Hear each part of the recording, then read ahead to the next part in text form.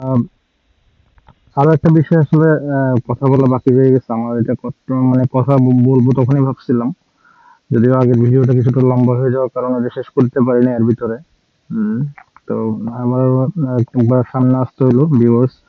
আসলে যে জিনিসটা নিয়ে কথা না বলে আমার ভালো লাগতেছিল না সেটা হচ্ছে বাংলাদেশে ৩ দিন আগে ৩ দিন কি ২ দিন আগে মানে মাগুরাতে একটা ৮ বছরের মেয়ে ধর্ষণ হয়েছে। ঠিক আছে? মেয়েটার নাম হচ্ছে আসিয়া। তো ওই বিষয়টা নিয়ে বাংলাদেশ মোটামুটি এখন সম্পূর্ণ তোলপাড় অবস্থা আরকি। আর সবচাইতে ভয়াবহ বিষয় যেটা মানে সামনে আসছে, মেয়েটাকে ধর্ষণ করছে হইলো মানে ওর বড় বোনের শ্বশুর, হাসব্যান্ড এবং আরো একজন মানে ওদেরই আত্মীয়স্বজন মানুষ, টোটাল ৩ জন। ঠিক আছে?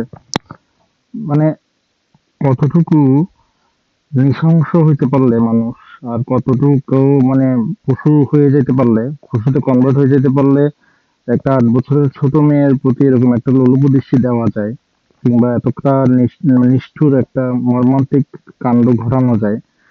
আর তাও নিজের মানে শালীর সাথে, আমরা যেটাকে শালী বলি, কিংবা আহ, ওর তো বাপের বয়স হয়ে গেছে যে কাজটা করছে।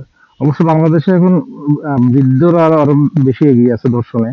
ওটা অন্য কেস। ঠিক আছে? কি বলবো আসলে, মানে ভাষা খুঁজে পাচ্ছি না। তো আমি ওই মেয়েটার জন্য আমার অনেক খারাপ লাগতেছে। গত ৩ দিন যাবৎ মেয়েটা কিছুদিন ঢাকা মেডিকেল কলেজ হসপিটালে আইসিইউতে লড়াই করলো, ৪ দিন ধরে জ্ঞান ফিরে নাই। তো আমরা অনেক অনেক দোয়া করতেছি ওর জন্য, ও যাতে সুস্থ হয়ে আমাদের মাঝে ফেরত আসতে পারে। যদিও খুবই দুঃখের কথা যে মানে মনে হচ্ছে না ও আসলে ব্যাক করতে পারবে, কারণ সিচুয়েশনটা খুবই বাজে। ঠিক আছে? কিছু ক্লিপস আমি দেখছিলাম, কিছু ভিডিও ক্লিপস দেখছিলাম। ওর নাকি অক্সিজেন পাচ্ছে না ব্রেইনে আরকি। তো ব্রেইনে অক্সিজেন না পাইলে একটা মানুষ, একটা বাচ্চা মেয়ে কতদিন আর সার্ভাইভ করতে পারবে আমি অ্যাকচুয়ালি জানি না। তো সে এখন সিএমএইচে আছে, আসিয়া।